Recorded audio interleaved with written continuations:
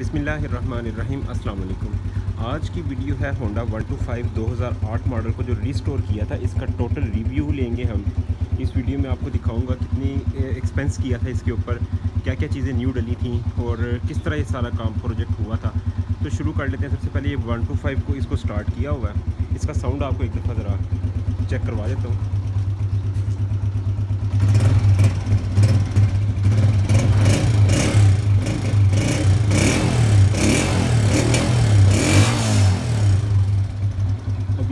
Bike ठंडी है, काफ़ी दिनों बाद स्टार्ट की है तो गर्म हो जाएगी। तो ये इसका साउंड था। बहरहाल ईच एंड एवरीथिंग इसमें न्यू है। आप इसकी ओवरव्यू दे देता हूँ आपको। तो सबसे पहले इसकी चेसिस थी और ये इंजन था। ये पुराना है, बाकी आलमोस्ट ईच एंड एवरीथिंग इसके अंदर न्यू डाली हुई है। रिम से लेके, मडगार्ड से लेके, सलेंसर से लेके, सीट, टैंकी, टापे, मीटर वगैरह, लाइट्स वगैरह, ईच एंड एवरीथिंग न्यू डाली है।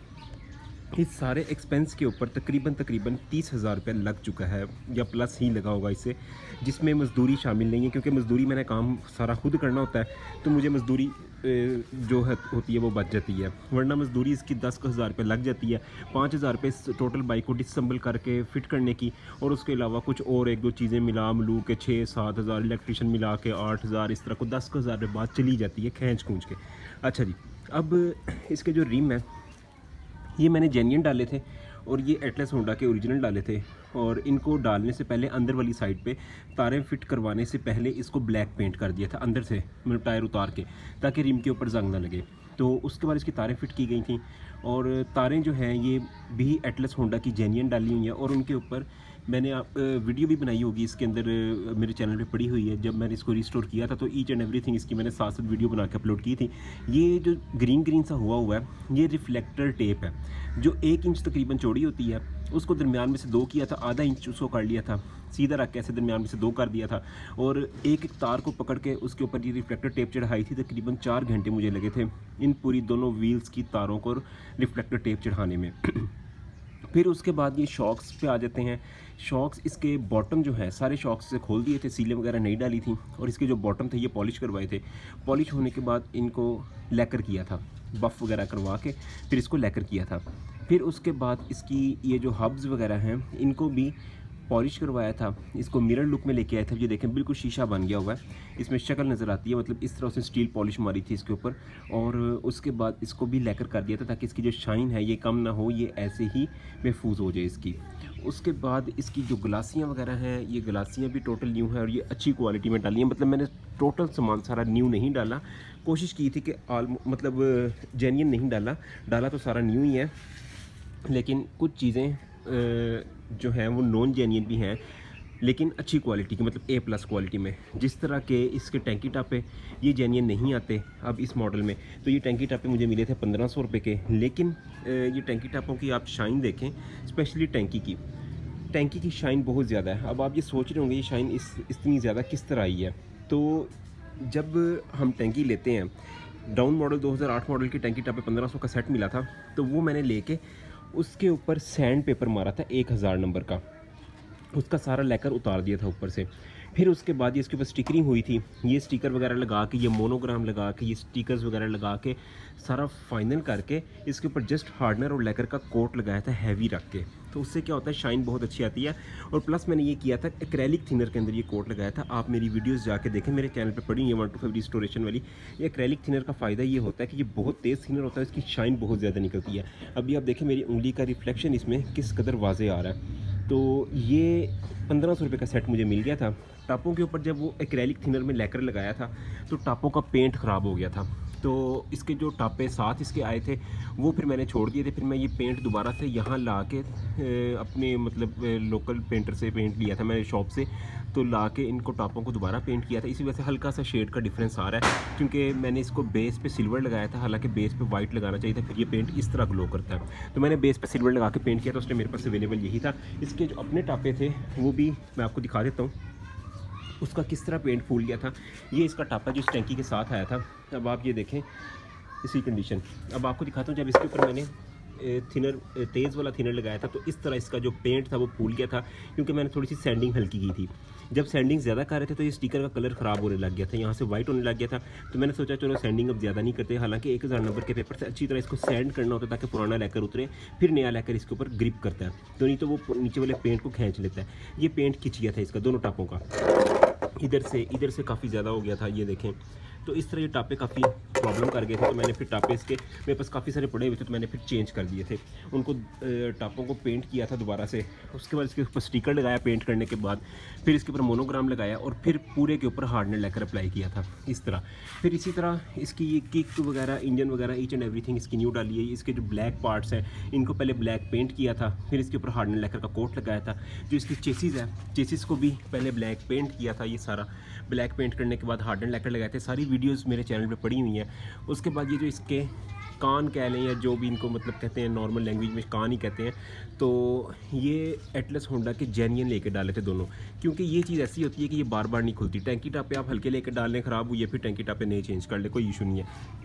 इस चीज़ को चेंज करने के लिए बाइक को खोलना पड़ जाता है काफ़ी ज़्यादा, तो इसलिए इसको मैंने जेन्युइन लेकर डाला था। तकरीबन 550 रुपये का ये दोनों आए थे। इसके फ्रंट शॉक्स के कवर, ऊपर वाली गिलासियाँ, टॉप गिलासियाँ।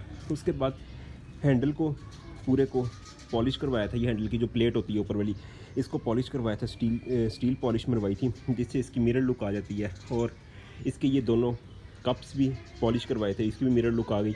इसकी ये ग्रिप्स वगैरह कोई पॉलिश करवाया था, इसकी बहुत अच्छी लुक आ रही है, बिल्कुल जैसे शीशा बना होता है। इसी तरह इस ग्रिप को भी देखें, शीशा बन गया बिल्कुल।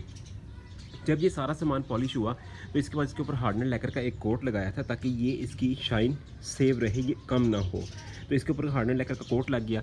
फिर इसके बाद मैंने इसके बोल्ट्स जो थे वो केडीएम नहीं करवाए। केडीएम से ये होता है कि आपके बोल्ट्स के ऊपर एक पेंट की लेयर सी चढ़ जाती है, वो मशीन में डाल के इसको घुमाते हैं, तेज़ाब के अंदर इसका जंग उतरता है और उसके बाद इसको केडीएम कर देते हैं। तो वो मैंने नहीं थे करवाए। तो ये देखें, जैसे कि ये ओरिजिनल कंडीशन में इसका बोल्ट है, तो ये 4 बोल्ट होते हैं इसके हैंडल के मेन, ये जेन्युइन बोल्ट हैं, ये ख़राब हो गए थे, इनको जंग काफ़ी ज़्यादा लग गया हुआ था। तो मैंने उसका हल ये किया था, इसको खोला था चारों बोल्टों को। अभी जो लास्ट वीडियो मैंने अपलोड की थी अपनी ये करोला के इंटीरियर को पेंट करने वाली, उसके साथ मैंने सिल्वर पेंट इसके ऊपर भी कर दिया था। इनको पहले सिल्वर पेंट किया इन चारों बोल्ट्स को ऐसे स्टैंड में खड़ा करके, और उसके बाद ऊपर हार्डनर लेकर का कोट लगाया। अब ये बिल्कुल ओरिजिनल आ गए हैं, जैसे ओरिजिनल बोल्ट्स होते हैं। ये वही वाला पेंट मैं आपको दिखा देता हूँ। ये देखें, गाड़ी के अंदर जब ये इंटीरियर को पेंट किया था, ये सारा सिल्वर पेंट हो रहा था, तो इसके साथ ही मैंने इसके चारों बोल्ट्स को पेंट किया था। ये सारा ये सिल्वर किया था और इंटीरियर सारा, इसके जो पैनल्स वगैरह थे इनको सिल्वर पेंट किया था। तो इसके साथ ही मैंने इन चारों बोल्ट्स को भी सिल्वर कर दिया था। उससे पहले ये इंजन के दोनों पार्ट्स को, पल्लों को, साइड कवर्स को पेंट किया था सिल्वर में, इसको और ये चेन कवर को, और उस साइड वाला जो इंजन केस है उसको भी पेंट किया था सिल्वर में। और उसके ऊपर भी हार्डनर लेकर लगाया था एक्रेलिक थिनर के अंदर। जो हल्का थिनर होता है, एनसी थिनर जिसको डिको थिनर भी कहते हैं, वो भी ठीक होता है, लेकिन एक्रेलिक थिनर के अंदर रिजल्ट ज़्यादा अच्छा, फिनिशिंग ज़्यादा अच्छी आती है। अभी आप इस केस को देख लें, इसके अंदर भी बिल्कुल शीशे की तरह मेरी उंगली का रिफ्लेक्शन आ रहा है, क्योंकि इसके अंदर लैकर बहुत अच्छा लगा हुआ है। इसी तरह ये चेन कवर के अंदर इसके ऊपर भी लैकर बहुत अच्छा लगा हुआ है। इसी तरह ये चिमटे के ऊपर ये लैकर की उंगली की रिफ्लेक्शन आप देख सकते हैं इसके अंदर आ रही है। ये सारा लैकर का कमाल होता है, ये लैकर लगा हुआ है। जो गेयर शिफ्टर था, इसको मैंने रोज़ गोल्ड पेंट किया। ये रोज़ गोल्ड वही था जब सिविक 2000 मॉडल को रिस्टोर कर रहे थे, तो उसके अंदर मेरे पास ये रोज़ गोल्ड पेंट था। आपको शायद याद होगा, अगर आपने वो मेरी सिविक वाली वीडियो देखी होगी रिस्टोरेशन वाली, तो उसको जब मैंने 96 मॉडल सिविक को 2000 मॉडल में कन्वर्ट किया था फेसलिफ्ट में, तो उसके अंदर गोल्डन कलर था। वो भी कलर आपको दिखाता हूँ, वो ये कलर था, ये डिक्की पड़ी हुई है। अब ये गोल्डन कलर बनाने के लिए जब पेंटर से मैंने बनवाया था, तो इसमें रोज़ गोल्ड कलर डलता है, तो मैंने साथ थोड़ा सा एक्स्ट्रा रोज़ गोल्ड ले लिया था। अगर मुझे ये गोल्डन को थोड़ा डार्क करना पड़े तो उसमें रोज़ गोल्ड डाल के उसको डार्क करते हैं, तो मैं इसलिए रोज़ गोल्ड लेके आया था। मेरे पास एक्स्ट्रा पड़ा हुआ था, तो मैंने गाड़ी पूरी पेंट की थी गोल्डन में, तो ये रोज़ गोल्ड वो वाला मेरे पास पड़ा था। हालांकि मेरा प्लान था रेड करने का, लेकिन मैंने जस्ट ट्राई करने के लिए रोज़ गोल्ड किया, बहुत अच्छा लग रहा था। तो ये गियर शिफ्टर इस तरह जो है ये रोज़ गोल्ड हो गया था, तो ये बहुत अच्छा लग रहा है। उसके अलावा इंजन का टॉप कवर, जो टैपर कवर होता है, इसको भी पेंट किया था ब्लैक के अंदर, और इसको भी ऊपर हार्डनर लेकर का अच्छा कोट लगाया था। ये जेन्युइन में लेके आया था टैपर कवर, ये क्रैक था पुराना, ये 500 का मुझे मिला था, तो इसको मैंने हार्डनर लेकर का अच्छा हैवी कोट लगा के इसको पेंट किया। इसकी शाइन बहुत अच्छी आ रही है। बाकी मड गार्ड्स वगैरह के अंदर इनसाइड ब्लैक कलर का पेंट यूज़ किया गया, जो कि थोड़ा सा आपको नज़र आएगा, यहाँ पे थोड़ा सा गिरा भी होगा साइड के ऊपर, मैं उस साइड पे आपको दिखा देता हूँ। वो होता है एनामल पेंट। एनामल पेंट जो होता है ये ऑयल बेस्ड होता है, इसकी लाइफ बहुत ज़्यादा होती है, इसमें शाइन इतनी नहीं आती है। थोड़ा सा पेंट यहाँ पे आ गया था, ये वो वाला पेंट है जो ब्लैक मैंने इसके मडगार्डों के अंदर किया था। एनामल पेंट एक होता है डीको पेंट। डीको पेंट के ऊपर आपको हार्डनर लैकर लगाना पड़ता है उसकी शाइन लेके आने के लिए, वो मैट सा होता है। जो एनामल पेंट होता है ये चलता है पेट्रोल के अंदर या मिट्टी के तेल के अंदर, और जो डीको पेंट होता है ये थिनर के अंदर चलता है। तो ये पेट्रोल और मिट्टी के तेल वाला जो पेंट होता है ये इसके अंदर जंग से प्रोटेक्शन काफ़ी ज़्यादा आ जाती है अगर हम ये करते हैं तो, लेकिन इसकी फिनिशिंग इतनी अच्छी नहीं होती है। तो जो नीचे वाले पार्ट्स होते हैं इनसाइड पार्ट्स, वहाँ पे ये सारा ये वाला पेंट किया जाता है एनामल पेंट। तो ये मैंने पूरा एनामल पेंट इन मडगार्डों के अंदर वाली साइड पे मारा है और ये रिमोट के अंदर वाली साइड पे मारा है ताकि ये इनको जंग ना लगे। पूरा रस्ट प्रूफ किया हुआ इसको। इसी तरह आप ये देख सकते हैं, ये जो बैक साइड का मडगार्ड है आपको शायद यहाँ पे ये इसमें ब्लैक पेंट हुआ है, ये वही एनामल पेंट है जो खिड़कियों दरवाज़ों को भी मोस्टली हम करते हैं। ये वो वाला पेंट होता है, इसके ऊपर हार्डनर लैकर नहीं लगता और ये पेंट पेट्रोल या मिट्टी के तेल में चलता है। तो ये 350 रुपये का 1 लीटर पेंट आ जाता था, अब ये तकरीबन 400-450 का हो गया हुआ है। तो ये मडगार्डों के अंदर ये सारा वही पेंट मारा हुआ है और ये डिम के अंदर भी ये वही एनामल पेंट मारा हुआ है ताकि इनको रस्ट प्रूफ किया जा सके। और बैक साइड पर भी आप देख सकते हैं कि ये तारें वही लगाई हुई हैं।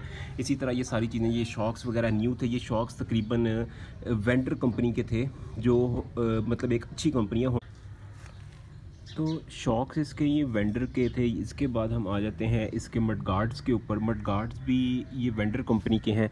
जो मेरी इन्फॉर्मेशन के मुताबिक ये वेंडर ही इनको होंडा वालों को सप्लाई करते हैं, लेकिन ये वो हाई क्वालिटी मडगार्ड्स होते हैं जो रिटर्न हो जाते हैं किसी फॉल्ट की वजह से और इसके ऊपर ऑब्जेक्शन की एक स्टैंप लगी होती है। ये देख रहे हैं, ये रिजेक्शन लिखा हुआ है, ये स्टैंप आपको नज़र आ रही होगी, रिजेक्शन। मतलब ये अगर वेंडर ने बनाए हैं, उन्होंने होंडा को सप्लाई की हैं, इसमें डिलीवरी के दौरान कोई डेंट, कोई स्क्रैच, इस तरह की कोई चीज़ आ गई है तो उनके मतलब चेक इन करने वाला जो डिपार्टमेंट चेकिंग के दौरान उन्होंने इसको रिजेक्ट कर दिया है और इन्होंने इस मडगार्ड के ऊपर रिजेक्शन की स्टैंप लगा के वापस भेज दिया है कंपनी को कि ये इसमें नुक्स है। अब वो कंपनी क्या करती है, वो आगे इसको सेल कर देती है। अब वो नुक्स क्या हो सकता है, इसके ऊपर भी मैं आपको रिजेक्शन की स्टैंप दिखाता हूँ।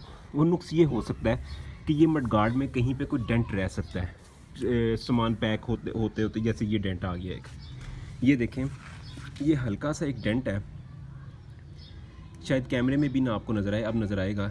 ये डेंट है छोटा सा जो बहुत गौर करने पे नज़र आएगा, वरना ये नज़र नहीं आएगा। ये मे भी ये डेंट की वजह से ये रिजेक्ट हो गया मेरी इन्फॉर्मेशन के मुताबिक, और या तो इसमें ये कोई 1-2 स्क्रैचेस हैं, इन स्क्रैचेस की वजह से रिजेक्ट हो गए। लेकिन ये टॉप क्वालिटी मडगार्ड्स होते हैं जो होंडा में लग के आने होते हैं, और यही मडगार्ड्स अगर हम न्यू लेते हैं, होंडा जेन्युइन लेते हैं, तो ये बहुत महंगे हैं। अब इसके ऊपर भी आपको रिजेक्शन की दिखाता हूँ स्टैंप। ये देखें, ये फ्रंट मडगार्ड भी जो दुकान वाला था उसने मुझे यही बताया था कि ये वेंडर का है लेकिन ये रिजेक्टेड है। रिजेक्शन की इसके ऊपर भी स्टैंप लगी हुई है, लेकिन ये क्वालिटी बहुत अच्छी होती है इसकी, बहुत अच्छे मडगार्ड्स चलते हैं। तो ये मैंने डाले थे रिजेक्टेड वाले, इसके ऊपर दोनों के ऊपर रिजेक्शन की स्टैंप लगी हुई है। ये तकरीबन कोई 1400 या इस तरह, मुझे एग्जैक्टली याद नहीं है, 1400 या 1800 की कोई फिगर थी। इसी तरह ये जो एग्जॉस्ट है ये भी वेंडर का, उस दुकानदार के मुताबिक ये वेंडर कंपनी का है, लेकिन ये भी रिजेक्शन है। इसके ऊपर स्टैंप तो नहीं बाहिर लगी हुई, लेकिन ये क्वालिटी बहुत अच्छी है। वो रिजेक्ट किस वजह से हुआ होगा, या तो इन स्क्रैचेस की वजह से, ये स्क्रैचेस होंगे जब उन्होंने डिलीवर किया होगा बना के होंडा को, क्योंकि होंडा को यही वेंडर्स वगैरह की कंपनियां यही माल ज़्यादातर सप्लाई कर रही हैं, बड़ी कंपनियां हैं। जिस तरह इसमें अब टायर जो लगता है वो डायमंड का लगता है, मैं भी वो भी आपको दिखा देता हूँ। ये 19 मॉडल मेरी बाइक है। अब इसमें टायर ये देख लें आप, ये डायमंड का लगा हुआ है, क्योंकि ये वही कंपनी है जो इनको सामान डिलीवर करती हैं और फिर अपनी बाइक में फ़िट करते हैं, लोकल मैन्युफैक्चरर हैं। तो ये डायमंड का टायर डाल दिया, इसी तरह को ट्यूब वगैरह भी डायमंड की लग गई, को वेंडर के सामान लग गए, इस तरह करके ये बाइक कंप्लीट होती है। लेकिन ये क्वालिटी बहुत अच्छी बनाते हैं, A+ क्वालिटी जो होती है वो होती है इनके सामान की। ये एग्जॉस्ट भी बहुत अच्छा है। ये तकरीबन जो है 1700 या 1800, मुझे एग्जैक्टली याद नहीं, तकरीबन इतने का ये एग्जॉस्ट आया था। बहुत अच्छा साउंड है इसका। उसके बाद ये जो इशारे हैं ये मैंने लिए थे लाहौर होटल से ही, जो एटलस होंडा का जेन्युइन सामान का काम करते हैं। ये थोड़ा अर्सा पहले की बात है, उस टाइम मैंने लिए थे। तकरीबन 1000 रुपये के ये 4 इशारे थे, 250 रुपये का एक इशारा है जेन्युइन। मुझे मिला था 200 रुपये का। वो किस तरह मुझे मिला था 200 रुपये का, इसके ऊपर कवर लगा होता है, बॉक्स होता है इसका। उसने मुझे कहा था कि अगर आप बॉक्स उतार के हमें वापस कर दोगे तो 50 रुपये एक बॉक्स के कम हो जाएंगे, एक इशारे के, मतलब जो 250 का वो 200 का पड़ेगा आपको। तो मैंने चारों इशारों के बॉक्स उतार के वापस कर दिए और ये 250 वाला इशारा मुझे 200 का मिला, 800 के 4 इशारे मिले। इसी तरह ये मीटर है, मीटर फोर्ड कंपनी का है, ये तकरीबन कोई 600 या 500-550 का आ जाता है। ये मैंने जेन्युइन नहीं था डाला। इसकी क्वालिटी बहरहाल मीटर के अंदर जो चीज़ होती है, इसकी जो तार आ रही होती है नीचे लाइटों की ये हल्की होती है। ये तार मैंने अपने पुराने मीटर की जेन्युइन उतार के डाल दी थी। ये तार क्योंकि ख़राब नहीं होती जेन्युइन, और इसके साथ जो तार आती है वो हल्की होती है, वो ख़राब हो जाती है, तो वो मैंने जेन्युइन डाल दी। मीटर बहरहाल इनका ठीक होता है फोर्ड का। तो इसके ऊपर भी ये प्लास्टिक नहीं होता, ये ग्लास होता है, शीशा लगा होता है, इसके ऊपर स्क्रैचेस वगैरह नहीं आते हैं, शीशे का ये फ़ायदा होता है। तो ये मीटर ठीक था। और ये जो हैंडल बार है ये गालबन आई थी 450 रुपये की। ये भी हाई क्वालिटी वेंडर की, उसने मुझे कहा था जो रिजेक्टेड माल होगा वही होगा, मतलब इसकी रिज़ल्ट बहुत अच्छा होगा, इसका बहुत अच्छी क्रोम, इसका फिनिशिंग इसकी बहुत अच्छी है। तो इससे हल्की भी होती हैं, 250-300 की भी मिल जाती है, लेकिन थोड़ी सी ये अगर ओरिजिनल लेते हैं एटलस की वो 850 की है, तो ये भी ठीक है। बार ये इस तरह ये बार आई थी। और ये सीट जो थी ये 1300 रुपये की गालबन, 1250 से 1300 था इसका रेट, मुझे एग्जैक्टली तो याद नहीं है अब, लेकिन तकरीबन इतना ही था। ये सीट भी न्यू डाली थी ये, और ये ऊंची सीट है, मतलब ऊंची इस तरह से कि ये टेक इसके नीचे चली गई है। तो अब सीट को या तो नीचे प्रेस करना पड़ेगा, इसके जो ब्रैकेट्स हैं उनको थोड़ी सी ठोकना पड़ेगा, या इसको टेक को थोड़ा सा ऊपर उठाना पड़ेगा। तो ये थोड़ी सी ऊंची सीट होती है। जो जेन्युइन आती है वो थोड़ी सी ओरिजिनल पोजीशन में होती है। तो ये टेक भी नहीं डाली थी। जो चेन कवर थे वो वही वाला पेंट हो गया था। और इंजन का अभी तक कोई काम नहीं था किया। इंजन में सिर्फ ये किया था कि इसकी क्लच प्लेटें डाली थी, वो मैंने डाली थी आई थिंक मित्सुबिशी कंपनी की गालबन। उनका रिज़ल्ट अच्छा लगा था मुझे, मैंने पहले भी यूज़ की हुई है, तो वही इसका मैंने जस्ट ये केस ओपन किया था, इसके अंदर क्लच हाउसिंग के अंदर वो क्लच प्लेटें फिट करके उनको फिट कर दिया था। बाकी ये किक वगैरह भी, स्टार्टर भी नहीं हुआ इसका। और इसका ये कार्बोरेटर ये आया था 850 रुपये का यूआल। ये यूआल इसके ऊपर स्टैंप लगी होती है, लेकिन ये मलाइशियन कार्बोरेटर है, मलाइशियन था या गालबन कोरियन था, ऐसे ही कुछ था, लोकल नहीं था। बहुत अच्छा इसका रिजल्ट है, एवरेज बहुत अच्छी निकालता है। मैंने अभी इसका ये फ्यूल मिक्सर से एवरेज इसकी थोड़ी सी कम की हुई है। इसको मिक्सर को जब मैं टाइट करूँगा तो एवरेज पेट्रोल कम खाएगी, इसको जब मैं लूज़ करूँगा तो पेट्रोल ज़्यादा खाएगी। तो मैंने थोड़ा सा ना एक चूड़ी के ऊपर इसको रखा हुआ है, जब इसको फुल टाइट करके एक चूड़ी लूज़ करते हैं तो ये थोड़ी सी कम है, घुटा चलता है 1 to 5, लेकिन पेट्रोल ज़ाहिर है थोड़ा सा कम खाएगा यहाँ पे। बाकी जब रेसिंग के लिए यूज़ करना हो तो आप इसको ओरिजिनल सेटिंग पे थोड़ा सा लूज़ करके लेके आ सकते हैं, तब ये पेट्रोल ज़्यादा खाएगा और भागेगा भी ज़्यादा। तो यूजिंग पे डिपेंड करता है। बाकी इसकी ये 5 केबलें, ये केबलें तकरीबन 150 रुपये की एक केबल थी, या गालबन कोई 650 या 800 रुपये का 5 केबलों का सेट था, जिसमें क्लच की केबल, अगली ब्रेक की केबल, मीटर की केबलें दोनों, और रेस की केबल वगैरह, ये पूरी केबलें इसकी सेट पूरा मैंने नया डाला था। ये जेन्युइन नहीं था, जेन्युइन 250 रुपये की एक केबल होती है एटलस होंडा की, ये जेन्युइन क्वालिटी की केबल होती है, लेकिन जो और पैकिंग भी होंडा की होती है, ऐसे लगता है जैसे जेन्युइन है, लेकिन दुकानदार ने बता दिया था ये जेन्युइन नहीं है, ये सबसे टॉप क्वालिटी है, ये वो केबल है। तो ये केबलें सारी इसकी न्यू डाली हैं। उसके बाद मेन चीज़ इसका ये इग्निशन स्विच वगैरह का सेट पूरा ये मैंने फिट कंपनी का डाला था, क्रोम लिफान का। ये तकरीबन आया था उस टाइम पे 650 का, 650 या 750 इसका रेट था। इसमें क्या क्या होता है, इसमें एक ही चाबी से आपको 2 चाबियाँ मिल जाती हैं, एक ही चाबी से आपकी पूरी बाइक ऑपरेट हो रही होती है, जिसमें इग्निशन ये भी उसी चाबी से खुल रहा होता है, एक ही चाबी से CRLF के ऊपर स्टैंप लगी होती है। ये आपका फ्यूल कैप, पेट्रोल टैंक का जो कैप होता है ये भी एक इसी चाबी से ऑपरेट होगा, और ये आपका जो हैंडल लॉक है ये भी इसी चाबी से ऑपरेट होगा। ये 3 पीसों का सेट होता है, तकरीबन ये कुछ 650 या 750 इसकी प्राइस थी। अगर आप 5 पीसों वाला लेना चाहें उसमें ये 2 पीस एक्स्ट्रा होते हैं, वो तकरीबन कोई 900 या 1000 रुपये का मिलता है। ये टापे के लॉक भी उसमें होते हैं, लेकिन ये टापे के 70 के आपको पता है लॉक हर चाबी से खुल जाते हैं, तो ये इसी चाबी से एडजस्ट होकर खुल गए हैं। तो मैंने ये 3 पीसों वाला सेट इसमें लेकर डाला है। और इसी तरह ये सारी चीज़ें इसमें डाली हैं। इंजन को रिंगों वगैरह का काम कुछ भी नहीं किया, इंजन इसका ओके था पहले ही। तो अभी जैसे इसकी केम डलने वाली है, वो केम डालेंगे इसकी, और ऊपर इसकी वो होती है असम्बली होती है हेड के अंदर जो इसके टैपर्स वगैरह को चलाती है, वो डालेंगे, वो डलने वाली है। वो अभी मैंने उसको नहीं छेड़ा। बाइक फ़िलहाल चलने में ज़बरदस्त है, ना धुआं मारती है ना कोई, जस्ट थोड़ा सा साउंड इसका आ रहा है इंजन का, वो नेक्स्ट स्टेप में इसको करेंगे। तो फ़िलहाल ये इसकी बॉडी के ऊपर ज़रा फोकस किया गया, each and everything, tyre, tube, rim, तारें, मडगार्ड, हब्बें पॉलिश, शॉकों के बॉटम पॉलिश, हैंडल पॉलिश, ग्रिपें पॉलिश, ये सारी पॉलिश। और नीचे वाला जो स्टैंड है, डबल स्टैंड, बड़ा स्टैंड, ये ओमेगा कंपनी का डाला है, क्योंकि ओमेगा कंपनी ही एटलस होंडा को सप्लाई करती है ये स्टैंड बना के। तो सबसे अच्छा यही था।